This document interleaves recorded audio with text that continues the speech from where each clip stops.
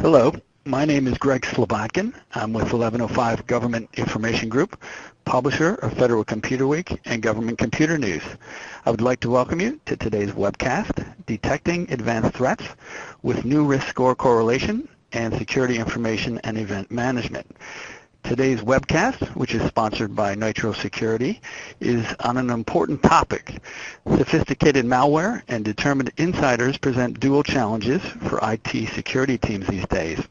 Insiders understand internal policies and operate within the rules, quote unquote, while advanced malware's persistence and stealth can evade most detection technologies. As you'll hear today, new risk score correlation running on a high-performance security information and event management can continuously monitor and quantify network activity in real time to uncover potential risks and threats. It helps detect suspicious activity levels associated with users and assets that represent the most significant business risks and alert analysts when closer inspection is needed. Risk score correlation, as you'll hear today, complements current rule-based correlation engines to make threat detection more comprehensive, effective, and efficient. In today's webcast specifically, you will learn advanced threats and malware characteristics. You'll find out about capabilities of new risk score correlation technology, as well as risk score correlation and security information and event management integration, and detailed use cases and application examples. Our speakers and subject matter experts for today's webcast are Salo Fajer, Chief Strategy Officer for NitroSecurity. Salo is responsible for NitroSecurity's overall product vision and technology roadmap. He brings more than 18 years of network and security management experience to NitroSecurity. Salo has held technical and management positions with diverse entities such as Enter-Assist Networks, Domain Technologies, University of Kentucky, and the University of Maryland. He has developed and managed security solutions for both the commercial and private sector, including Enter-Assist Networks, where he developed their dynamic intrusion response solution. Salo received a BS in Computer and Information Systems from the University of Maryland. We also have with us today Mike Eplin, Solutions Architect for Advanced Security Solutions at NitroSecurity. Mike joined the company in 2010. Prior to NitroSecurity, he was a systems engineer at LogMatrix, where he helped develop and implement their advanced risk-based security information and event management offering. Mike has over 20 years of networking and security industry experience, including serving in the United States Air Force for 4 years. He has a Bachelor's of Science in Computer Science and is currently pursuing an MBA in Information Security Management.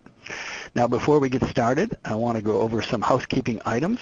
At any time during the webcast, if you would like to submit a question, just look for the Ask a Question console. There will be a Q&A session towards the end of the webcast. As a reminder, please turn off your pop-up blocker before the start of the presentation so you can optimize your viewing experience. Finally, after the session is complete, we will be emailing to everyone a link to the archived version of this webcast so you can view it again or share it with a colleague.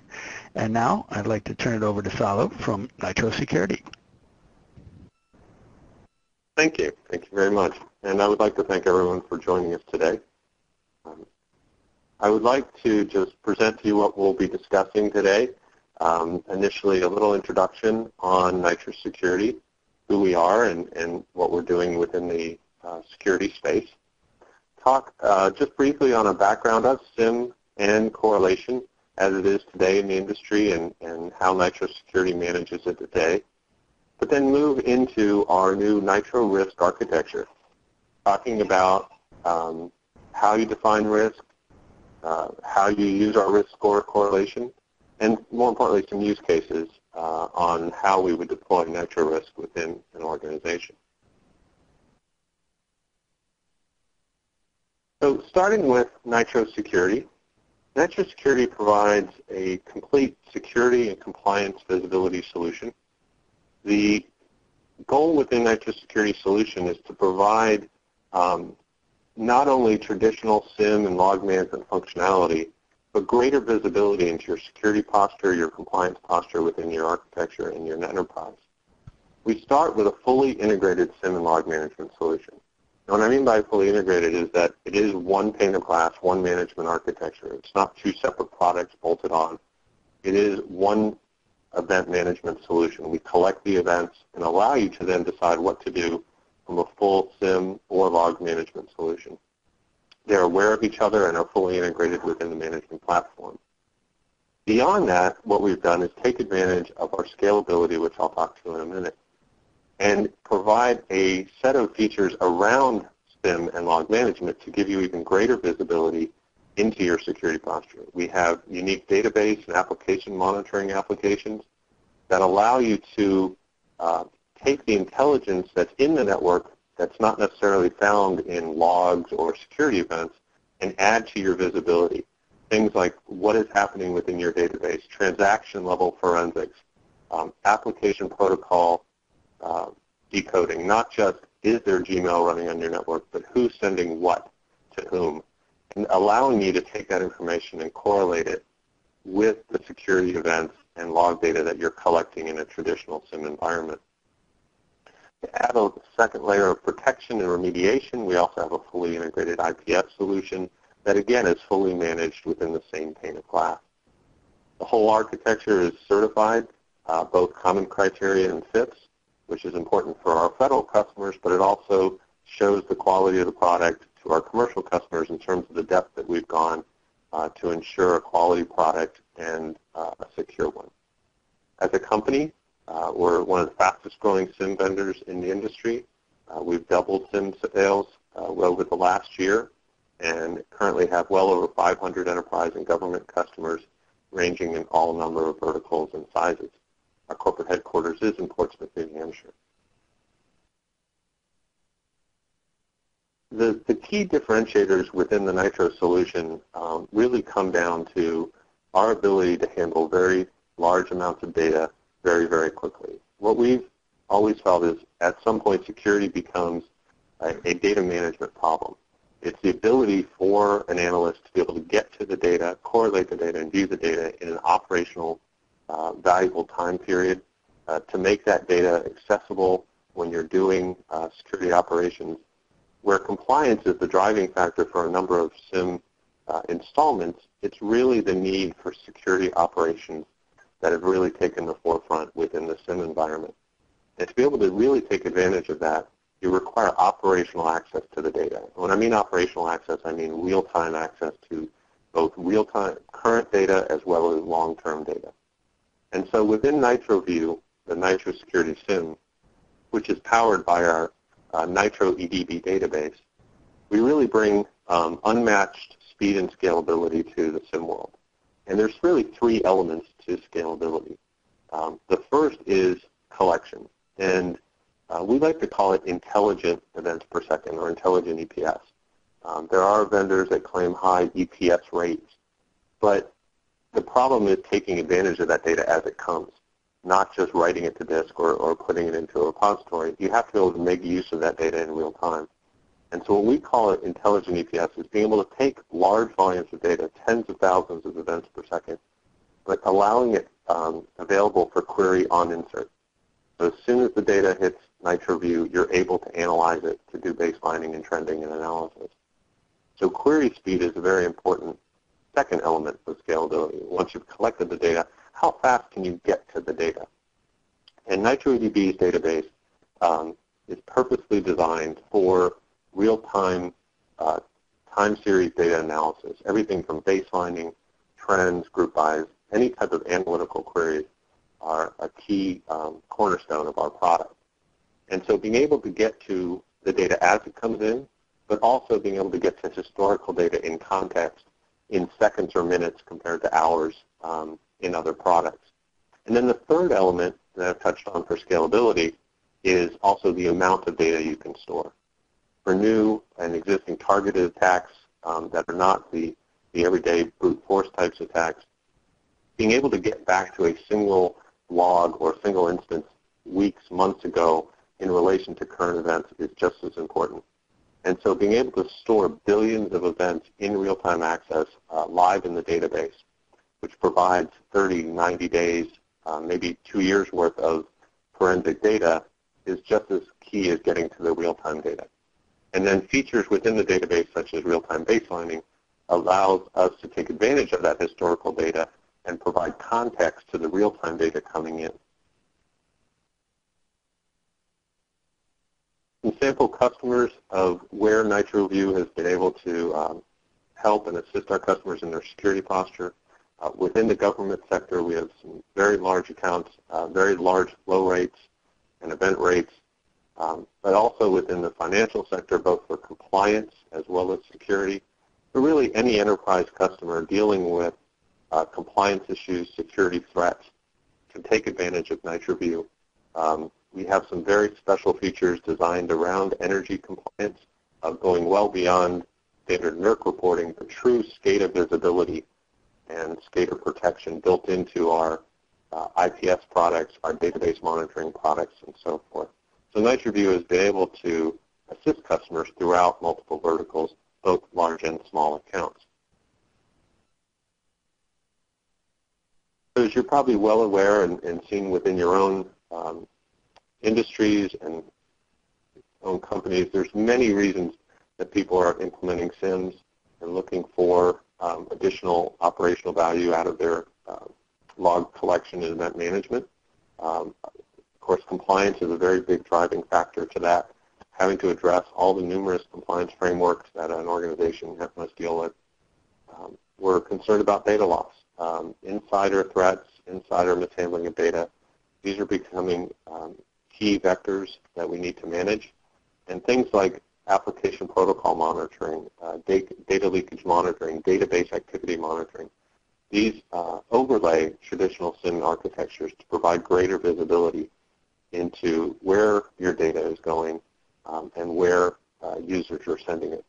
Then finally, traditional cyber attacks, both traditional as well as new, sophisticated targeted attacks, things that require sophisticated analysis, granular analysis of data. It's not enough to just look at some large correlated events, but really being able to drill down into vast amounts of data in a reasonable fashion is where we see the SIEM world going. So the result of that, of course, is larger and larger data volumes. Customers are going beyond putting security devices into their SIEM, but server logs has always been a traditional set, but now we're moving to the endpoint. People want to collect logs off of all the endpoints. That is just multiplying the amount of data going into their SIEM and log management solution. And so it's taking advantage of that for, as I mentioned, operational value security, not just compliance reporting or trend reporting, but actually being able to use the data in a day-to-day firefight and being able to take advantage of that data quickly and making it valuable when you need it. And then finally, of course, identity fraud, being able to look within the data beyond by IP address, but really looking at the data by application, by username, by data source, by object. The ability to drill down into the data in a way that makes sense to you in your analysis rather than limited by the architecture of the SIEM. NitroView allows you to drill down into the data by just about any element of the data and cross-reference that data quickly across billions of events. So as just a baseline definition of SIEM, what are the main functions that a SIEM provides? Well, first we need to collect the data. So we need to support hundreds of different data types. We need to be able to do it very quickly and in both a centralized or distributed manner. And so we have to be able to talk to traditional security devices, applications, OSs, databases. We have to be able to create events where they're not there. So our database activity monitor provides audit-level database logs where potentially DBAs are not turning on the prerequisite audit capabilities because of performance. So we have to be able to generate and collect log events across your network. The second step of a SIEM is really to normalize them, to be able to take events that are similar within the architecture and normalize those to standard event types so that we can do better jobs of correlating and analyzing that data. So the ability to take login events from different devices and systems and be able to normalize that is down to an authentication event. And then finally, the key component of a SIEM is really to assist the user and the administrator in looking for known attack vectors, being able to look for similar events or aggregated events across the network. If you see multiple failed logins and then a successful login to a particular data source, that's a very simple correlation rule of brute force. But it allows you to automate these functions without having an analyst having to work through and try to piece those pieces together. So that's a very important piece of what SIEMs do within the Security Operations Center. What we're doing today, what we're talking about, is what we see as a new approach to events correlation. We're adding what we call NitroRisk into the equation. And NitroRisk is a risk-based correlation engine. It's different than your traditional rule-based correlation.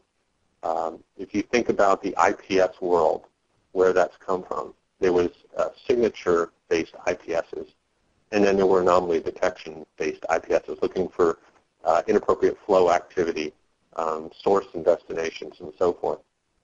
Where that's gone in the IPS world, of course, is that all modern IPS devices have both. It has strong signature sec for known vector attacks, but we also have anomaly detection within the same device, looking for inappropriate activity levels, access, and so forth. And so what we've done is bring that to the SIEM world. We're the only vendor doing that. The conventional world today, including NitroView, is traditionally signature-based. Known attack vectors, known directions. So if we look at the difference, again, they're both very important to the architecture. Rule-based correlation is important because they're known attack vectors. We know that these are traditionally bad things that are happening in our network. They are inappropriate activity going from A to B to C. But they are rule triggered. And so you have to have rules for each one of these vectors. They're used widely throughout the enterprises today. It is the standard of correlation, and we feel it is an important element of that. However, there are some weaknesses. There may be new attack vectors that you may not have a rule for, that you have to keep up. If the events don't match the rule specifically, you may miss something as well. And so we feel there's a new approach that has to be added to the rule-based approach, and that is risk-based. It's a complementary technology that just really gives you a greater visibility into the activity on your network. It doesn't depend on any specific rule to trigger because it's based on the risk of the devices and the assets within your network. And so the way risk-based correlation works is you are able to assign weights or risks or value to your enterprise to almost any element of the event. It's not only an IP-based architecture. It's based on who is doing the activity, what applications they're touching, what servers they're touching.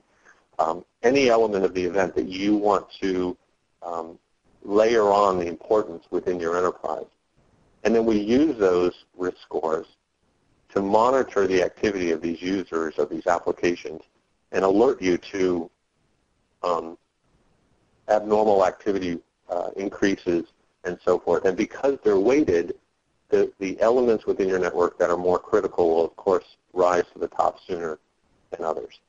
And so having both of these interrelated in the sense that they can also trigger off each other is important. They're not separate components. They're not used individually. They're used in complement to each other.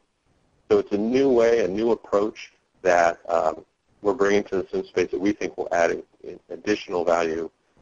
It is field tested as well. It's in some very large networks today, and we see some real value to the customer.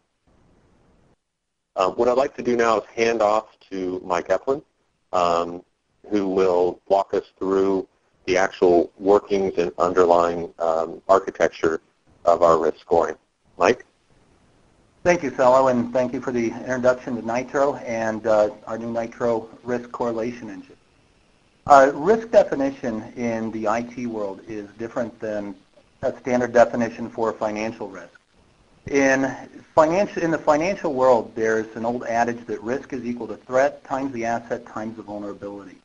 In an IT world, that doesn't quite go far enough because there's large amounts of data that we can leverage.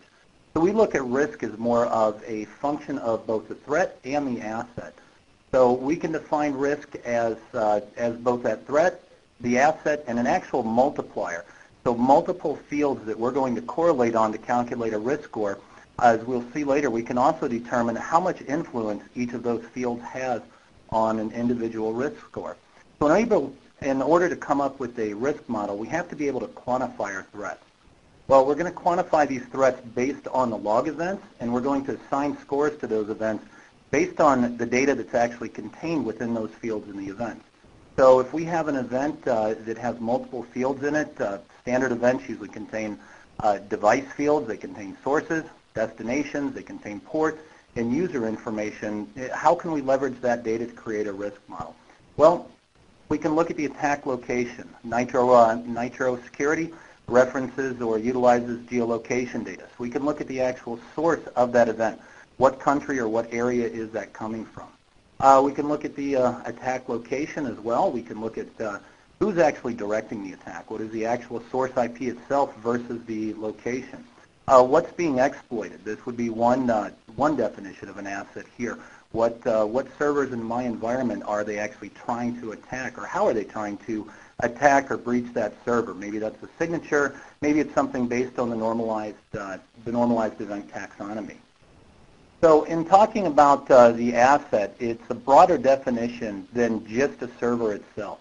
We can gather that asset data from a lot of different sources, including the device types, the applications that are running on that device, the security types, the user identity, the operating system type, VA scan data, and geolocation data. So we have significant amounts of data that we can leverage. And this data is not always contained in the log message.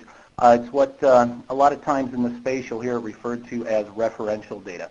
It's additional data that we can use to validate or to score those actual events. Nitro risk for the enrichment and that referential data right there, it's some example sources that we can gather that data from. We can gather that data from LDAP servers, from internal database servers. If we've got a database that contains specific SLAs for customers, if we're a managed service provider, we can gather that data and use that in our risk correlation model. And again, the geolocation data. In a static, non-referential risk correlation model that we could set up, we would assign users, for example, to a default risk or weight based on that user ID. So if we had a very simple environment and all of our administrators were named administrator and that was their account they would log into, we could assign them a risk weight of 10. All of our non-administrative users, we could assign them a weight of 5. So anybody that doesn't log in as administrator would have a weight of 5. The problem with that in the environment today is the administrator logon itself is very rarely used. Bob, Alice, and Steve may all be administrators, but the log messages don't necessarily tell us that.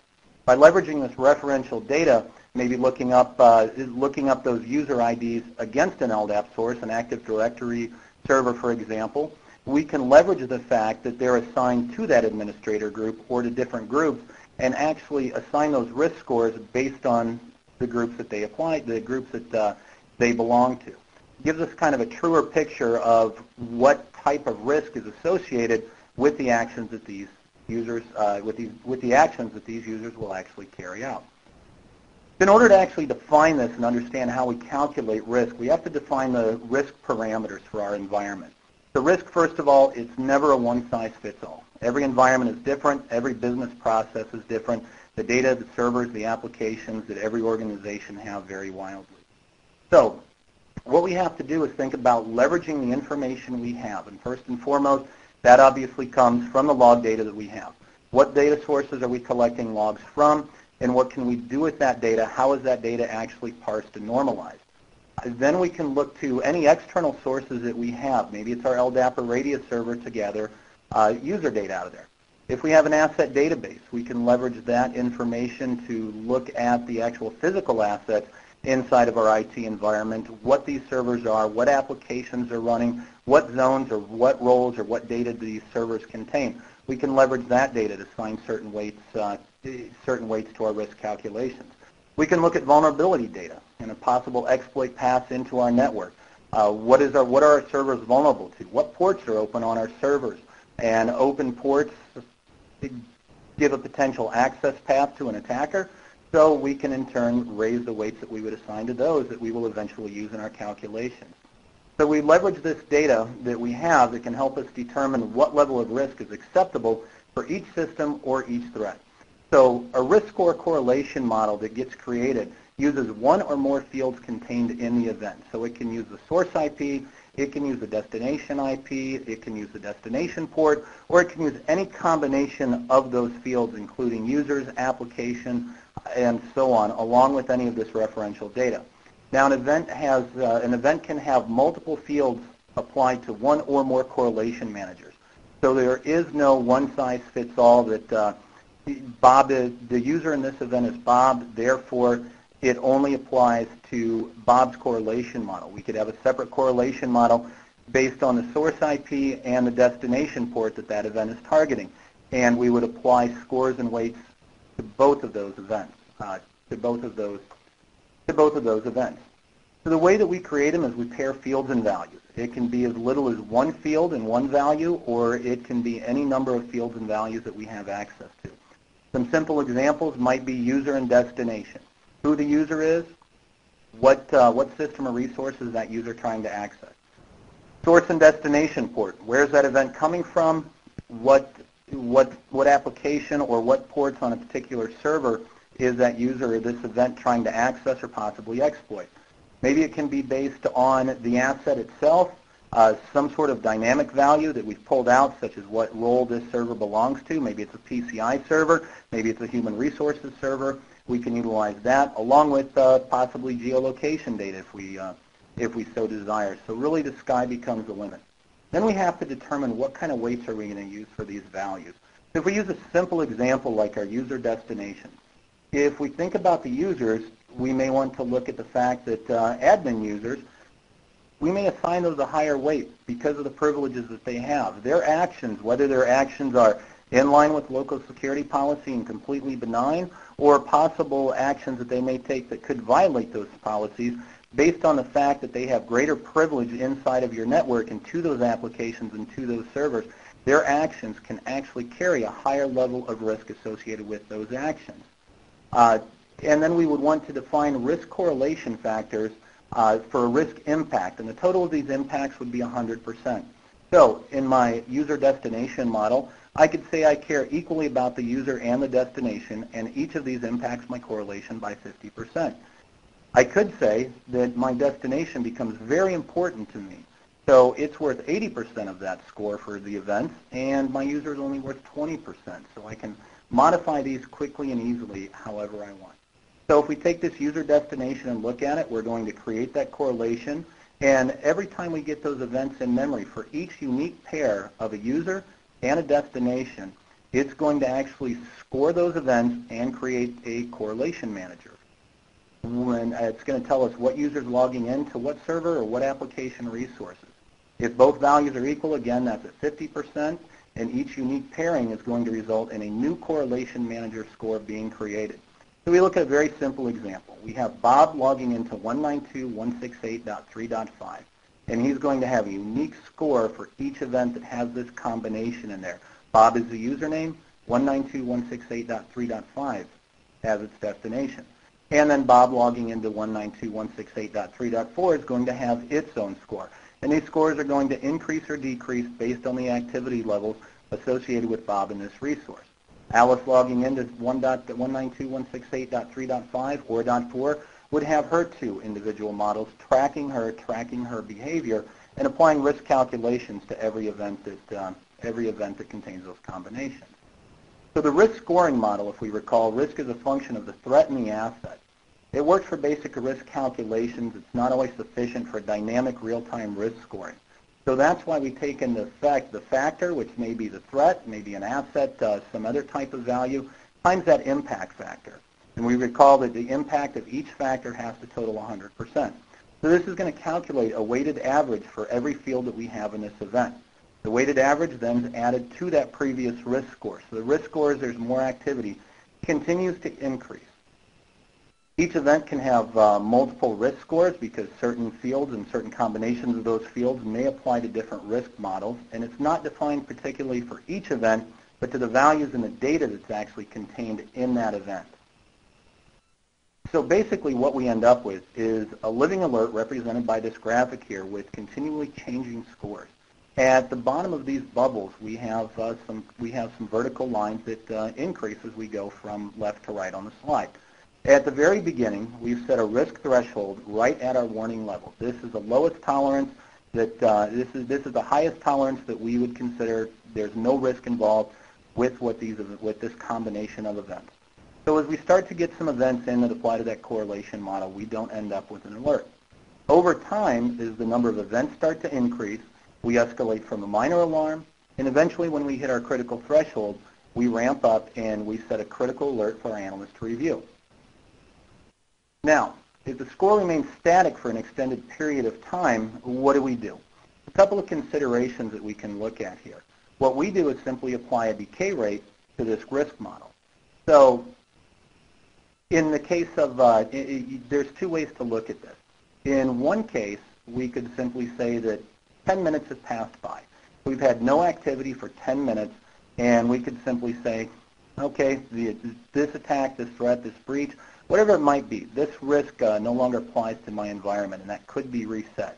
But that doesn't tend to follow the nature of most attacks, the ebbs and flows that you tend to have for these type of events.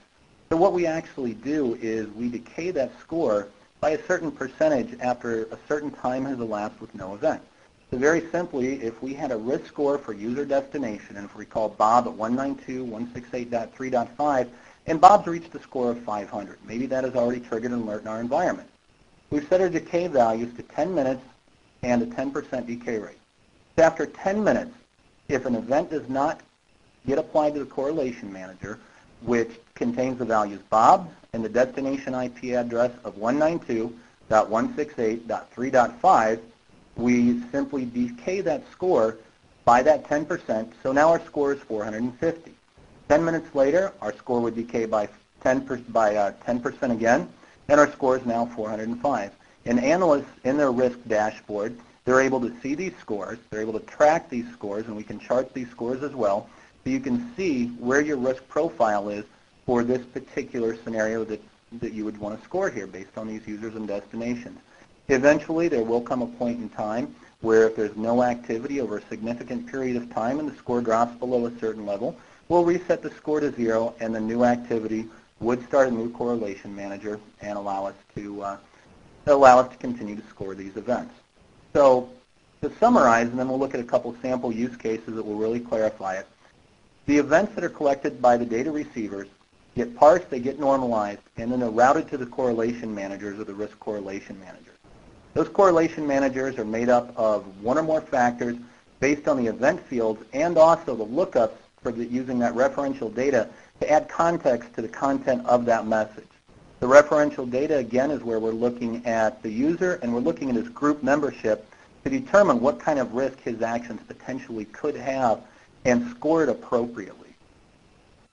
Each unique set of values contained within an event is going to have its own unique correlation manager and its own score. So it becomes very important to design these models in a very comprehensive, very thorough, very thought out manner to make sure that we don't overload the analyst with information and leverage as much of that referential data as we can so when the analyst sees something that has hit a critical risk threshold that it's something actionable that he can take action on, report on, and remediate what those problems might be.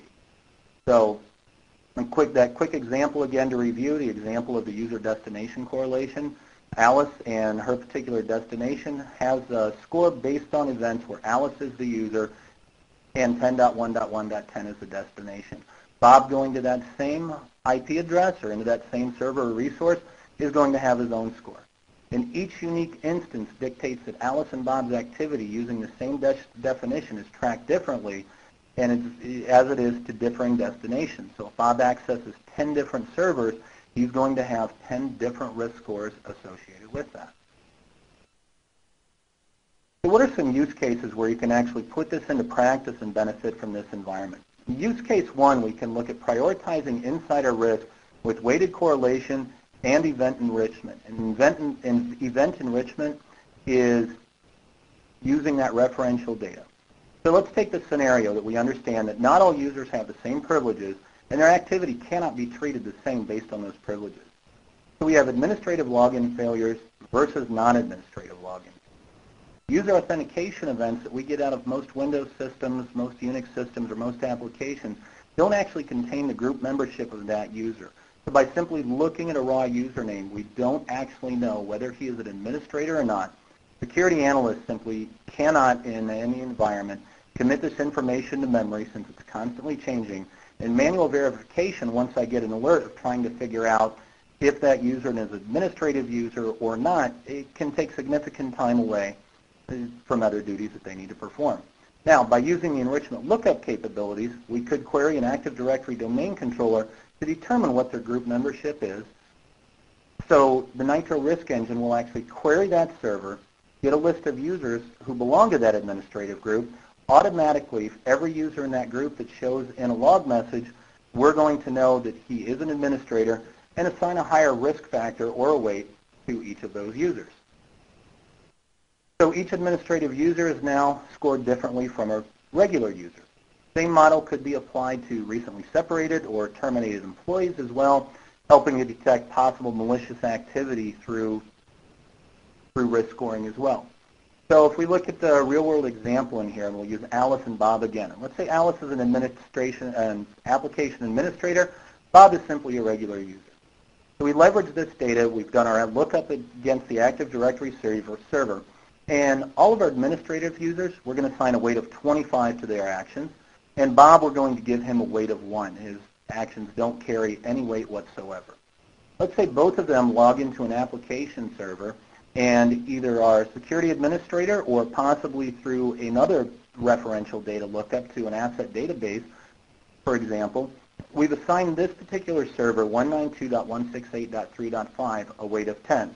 So Bob logging into this server is going to be scored as a 1 based on his user ID weight, and I've decided that that will be 50% of the score of my risk calculation. And that server he's logging into has a weight of 10 assigned to that. So Bob, this one event, gets a risk score of 5.5. Alice, being an administrator, actually has a score of 25 associated with her user ID. And the same server with the same weight of 10, Alice now actually has a risk score for a single event of 17.5. Her actions carry a greater weight. Her actions can carry a greater risk because she is an administrator. She has access to certain parts of the application or to the operating system or to whatever that data might be that Bob doesn't have access to. So we look at what Alice does completely differently since she has a higher potential risk associated with what she does. In our second use case, we're going to look at leveraging Nitro risk lookups to properly weight these sensitive assets. So this scenario, in most environments, the amount of servers that they have are never static. That environment's going to change as we add new servers, new applications, and we deprecate old servers.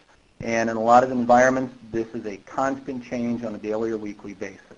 It becomes quite a burdensome task to constantly manually update this within an asset system inside of security and inside of NitroView. It can be done. However, since the servers could also run different applications at any time and contain different data as well, threats directed towards servers that carry different weights based on this data have to be treated differently. So the same event directed towards two different servers carries more or less risk based on the value of that server to the organization.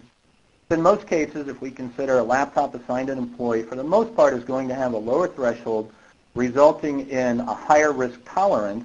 We're going to be able to tolerate more risk for what somebody is doing on logging into a laptop itself possibly, versus a server that might be assigned to our PCI zone or running a database that might contain personally identifying information. We're going to use lookups to leverage this referential data just in the same way we did with the users, and we're going to assign weights dynamically based on whatever those factors might be in the kind of data that we can leverage. It could be done manually, but it's a time-consuming, frequently changing process. So In this example here, we've leveraged our asset database, and we've determined that systems that are matching a field of my asset database with role of PCI for my PCI servers, we assign those a weight of 50. Systems matching the role for a laptop, we'll assign those a weight of 5. It's still a valuable asset to organization, but PCI is much more valuable for us. If we go back and we use our user destination model, and recall that Alice is an administrator, she has a weight assigned to her actions of 25, and Bob has a weight of 1. And we have two servers here, a 3.5 and a 12.15. 3.5 is a PCI server. 12.15 happens to be a laptop. So now Bob ends up logging into the PCI server. He logs into 3.5. So Bob's user only carries a weight of 1 still, but the server he's logging into carries a weight of 50. Now Bob has a risk score of 26.5. Alice, who is an administrator, logs into her laptop, which is .15 on my network, and now she's scored much in the exact same way with the same correlation manager, except her score is only 15. While she may be an administrator, logging into her system, into her local system or her laptop, carries less risk than Bob logging into a PCI server does. So each of these has a different score, different value, and it's all based on their user and what resource they're actually accessing, more to the point. We can start to string together a significant number of correlation managers that can leverage and look at this kind of data, and we can filter this data down to even set up specific correlation managers for groups of assets, for internal servers, for PCI servers, for databases, human resources servers. We can filter out servers if we want to. The last use case that we'll look at is a network entry risk use case. So we can leverage lookups of referential data to actually detect rogue access points. If we look at the scenario here, we see that oftentimes network system and security admins create unauthorized backdoors for quick access, to administer systems remotely, to troubleshoot systems when they're off-site, when they're working from home. They don't want to be bothered with VPN connectivity and so on. Now, networks, all of them should have a set of defined access points to allow traffic from outside the network to inside of the network. We can leverage this data and this list of what our access points into our network are to determine if accepted inbound connections are passing through legitimate gateways or these rogue backdoors. So what we can do is that any connection to an unauthorized IP address can be tagged as such via that lookup mechanism with referential data and pass that data into the risk engine. This allows us to actually leverage accepted data, for example, accepted connections passed through our firewall, and actually leverage that in a different way that we might not do with a rules-based correlation engine. We might not look at accepted traffic because there's a significant volume of it. But since we're parsing that traffic, we can run the lookup, and we can score those events to see if these are simple benign events or to see if it's something that we need to be concerned with. So once we pass these to the risk engine, we could say that any event that we tag as an illegitimate gateway or a backdoor entry, we can assign a weight of 100 based on that value, and we could set up our correlation manager appropriately, which would result in several things. One, it can give us a critical alert based on one or more successful connections. Number two, this can give us an increasing risk score for each subsequent connection from the same source going to that same destination. And then all connection attempts from that same source to that same destination that apply to each individual risk model are going to be grouped together instead of creating multiple alerts for each one of those connections. So we can see where that traffic is coming from, how often, and what level of risk is actually associated with that. So our security analyst now knows where this traffic is coming from, they know how it's getting into the network, and they can take appropriate action to remediate that threat. That's a summary of Nitro Risk Engine. It's a very exciting technology that we're going to use. And the last part that we want to look at very quickly here is risk versus rules. There's never a risk versus rules. Rules, as Sal explained, they work on a series of linear factors that occur in a certain span of time for known values. These work excellent for known attack vectors that follow certain patterns. A certain sequence of events based on certain things that are happening with the log data that I've created in a certain time period, I'll generate an alert. They're very excellent for things like insider threat detection. So I know my users, I know my assets, I know what's inside my network. Second, piece rules together to find out very quickly if somebody's trying to gain unauthorized access into a system. They can very quickly be updated as new attack vectors, new attack methods become known in the industry. These rules can be very quickly updated to look for those. Risk, however, gives you dynamic real-time scoring, real-time event factor scoring. So these scores follow the patterns of attacks over unknown and variable time fields, variable time frequencies. They don't necessarily rely on those known attack vectors, known traffic patterns, or known sequences, known exploits. Risk versus rules is not a battle. It gives you, NitroSecurity is giving you the best of both worlds here. Risk correlation, rules-based correlation to give you increased visibility across your enterprise and to help find both known and unknown attacks and incidents within your environment. Risk and rules kind of give you a combined enterprise-aware approach here. Rules are going to alert you very quickly for those known attacks. Rules are updated as new threats are discovered through our Nitro Threat Analysis Center as well. But risk allows you to also leverage data points to score events, create a true picture of risk as defined by whatever your security model is, going to increase or decrease and follow the unknown timing of threats. And all events are going to be analyzed by both the rules engine and Nitro Risk. That concludes our presentation on risk. Do we have any questions? Thanks, Mike, and thanks, Salo, for an informative discussion on an important topic. As Mike indicated, we've now reached the Q&A portion of today's webcast. We have a number of questions in the queue that we'll get to momentarily. Just want to remind the audience that if you'd like to submit a question, to look for the Ask a Question console and submit a question that way.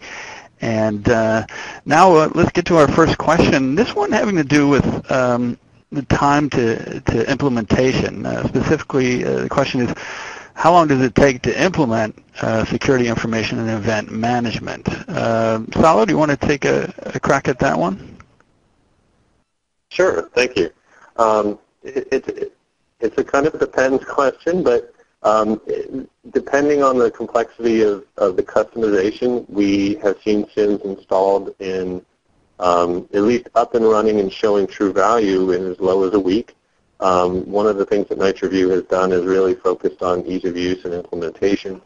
Over time, though, we see another 30 to 60 days of not really installation, but customizing the views. We have very flexible analysis engines and reporting. With risk, you'll see immediate alerting, but as Mike described, it's customization of your environment. Takes some time, some baselining and tuning. So from running and showing value very quickly, but I think to get true, complete customization and localized analysis, you're probably looking at 30 to 60 days, sometimes longer for very large environments. But it's definitely come down from the days where it would take a year or so to implement a true SIEM. Very good. And we'll move on to our next question. This one is, do you have any public customer experience about risk in a daily work? Does this technology create less false positives? And Mike, how would you like to address that one? Sure. Yeah, I've definitely had a lot of public customer experience with risk in a daily work. This is field-proven technology that is in use at several large enterprises. It's very valuable, very well thought out, and it definitely, as far as the technology creating less false positives, it definitely, after an initial tuning period and understanding how the risk works in your environment, it starts to create a lot less false positives because you actually can prioritize not only a critical alert, but you can prioritize it by the actual score. And I would also mention that the use cases that we actually discussed today are use cases taken from actual customers who are using this technology currently. Thanks, Mike. And moving on, our next question is about a specific threat. Specifically, how do you protect against malicious PDFs? Salo, that's something that folks are used to dealing with, especially with the PDFs being so ubiquitous in the computing environment. What would you say to that questioner? Sure. So what we've done is with our application data monitor, our ADM, it is a application session-aware IDS that sits on the wire and has the ability to decode the protocols at the very specific level. So for instance, it has the ability not to just say, as I mentioned, Gmail, but it would tell you that there is a PDF that's even zipped within the Gmail, and it will tell you who sent it to whom within your organization. But more importantly, we have the ability to inspect and rebuild that actual PDF. So there are inherent signatures already within our ADM that looks for executables within a PDF, and other attack vectors. So allowing you to inspect the traffic on the wire and actually decode the protocol rather than just do protocol identification provides additional value within the NitroView solution, being able to spec those PDFs on the wire. Very good. Moving on to our next question. This one gets to the idea of false positives from different kinds of detection. But the specific question is, how do you address a risk that you can't see? And then as a comment, the questioner writes, signatures based on detection does not work anymore. Hersitic detection has false positives. Salo, how would you answer that? Yeah, I would agree with the questioner. I think there is no one silver bullet to threat detection, and that's what's driven us to add risk-based detection onto our signature and rule-based correlation as well. There are going to be a number of ways that you want to look at the data. As you saw in Mike's definitions and demonstration, that there are, let's say, a new malware or worm or some other type of activity may increase what is normally acceptable behavior within an organization, but the ability to then track that, get alerted based on increases of those activities to maybe where they normally wouldn't go to. So it just adds another leg to the stool to be able to identify potential risks and threats, and then using NitroView's very fast drill down engine, you're able to take that event and drill down into the source events that generated that to look for inappropriate activity. So there is no one engine, but we feel that NitroView has included multiple engines, all within a single management interface that gives you that greater visibility into anomaly detection, signature-based detection, as well as risk-based detection. And Mike, we have another question for you about risk. Question is, would risk work in the event of an outsider conducting intelligence gathering or network mapping? What's your view of that? That's going to depend, just like anything, with what type of data you're actually feeding into the risk engine and how you're going to leverage that data. In the case of outsiders conducting intelligence gathering or any type of network mapping, there's a lot of different tools that they use to actually perform these activities, from simple port scans, simple ping sweeps that they have, to the number of different things.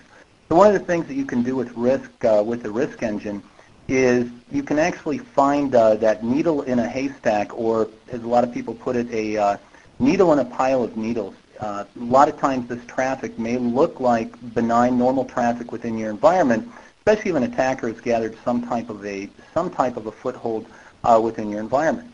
So you're not necessarily looking for a large number of events in a certain order. You're looking for traffic that seems just a little bit out of the ordinary. So there's a few ways that we could create correlation models to find that activity.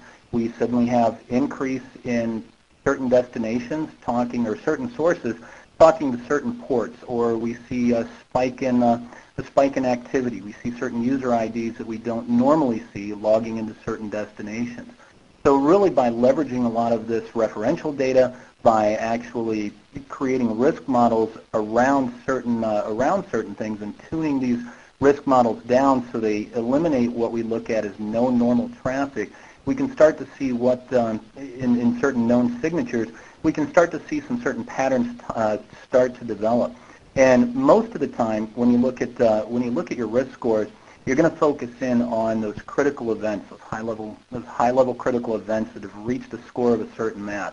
But sometimes you need to actually look at some of the lowest scores that you actually have, because a lot of times you do have low and slow type attacks or limited intelligence gathering over long periods of time. So you actually do just the reverse, and instead of looking at your top 10 risk scores, you might look at your bottom 10 risk scores, see what type of events, what type of factors have actually created those scores, how long that activity has been going on by leveraging some of the reporting available as well, and this may give you a different insight into the activity on your network. Thanks, Mike. And we have another question about false positives, which is a very popular topic here. How often do you get false positives through this system? For example, a member of the audience writes, if Alice as an admin needs to often access sensitive servers, her score will increase much faster than Bob, even though he might not have a legitimate need for those servers. So, Mike, take us through an answer here in terms of false positives. How often you get them, and perhaps even address this specific example that was used. Sure, absolutely. You can get false positives through the system, but the false positives start to become a little more limited based on what type of data you're using, not only the referential data that we're using, and also what kind of filters we're going to actually apply to our risk correlation model. So we look at that example that I gave in the presentation. Alice is an admin. She does need to often access those sensitive servers. And a lot of times the activity that Alice is performing on those servers is legitimate activity that she's allowed to do. Maybe it's a Unix server and she's updating etc password files, she's changing syslog.conf, something along those lines. So those become fairly benign activities.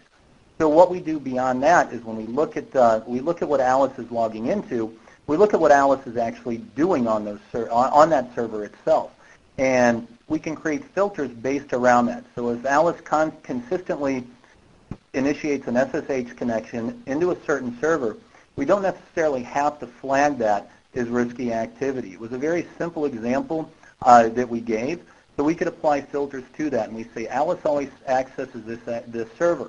We can leverage time data in there as well. So we could say Alice's normal working hours are 8 to 5. Sometimes she comes in a little early. She leaves a little late. So we can say, let's correlate on activity that Alice performs from 6 at night until 6 in the morning. And then it could be part of a legitimate change window, for example, or it could be something that we need to investigate because she's accessing the server outside of what her normal scheduled patterns are as well. There's a lot that we can do to really start to filter out those false positives. A lot of those false positives come from the design of the risk model itself, and a little bit of the tuning effort that Salo mentioned that you need to go through when you implement a SIEM, and those will really start to weed a lot of those false positives out and really give you some good, valuable information. And you can always go back. As soon as something alerts and you find out that it's a benign condition, you can go back and create filters around whatever that may be. Thanks, Mike. Next question is about 10 gig, and this is for Salo. Does your IPS or do your IPS appliances support 10 gig pipes? Is that something that you can give us an answer to? Sure. Yes, multiple of our devices have 10 gig interfaces. Today, our largest appliance is supporting a throughput of 8 gig. We are seeing larger volumes in the near-term roadmap. Very good. And next question is for you as well. There was a discussion about long-term data. Question is, how long is long-term held on the system for? Sure. It really depends on the incoming event rate. But for description purposes, we have systems that can store over 50 billion records with normal, what we call aggregation, where it's a general property of SIEMs is where we may take multiple events that appear the same, for instance, a firewall deny of a port of source IP to dest IP on the same port. We may aggregate those. Our customers tend to average around 10 to 1 aggregation. So in the case of a normal enterprise, we could have 500 billion events online. And so for one customer, that may be 90 days. Another customer, that might be 2 to 3 years. So really, we have one of the most scalable solutions that can store data in a real-time format for an extensive amount of time, depending on the customer's allocation. So we have a customer today that's doing 60,000 events per second, non-aggregated, raw, and we're storing over 90 days worth of data. Thanks for that. We are quickly running out of time here. I just want to try to fit in one more question. This one from Mike. The question is, can a risk score value be used in a correlation rule? Yes, you can pass risk score values actually into those correlation rules. So when I'm creating a correlation rule, I can say if my risk score for this particular scenario, this risk model has reached a certain level, and I'm seeing these next 3 patterns, or if I see these patterns and I have a certain risk score against this asset or this asset or this server or this user, then trigger a different type of alert, so I can pass those values into the rule. Well, thanks again to Thalo and Mike for your participation today. We're going to have to leave it there. I'm afraid we've reached the conclusion of today's webcast. I want to thank the audience for joining today. In addition, I wanted to let the audience know that in the next day or two, we will be emailing to everyone a link to an archived version of this webcast so you can review it or pass it along to a colleague. Thank you very much for attending, and this concludes today's webcast.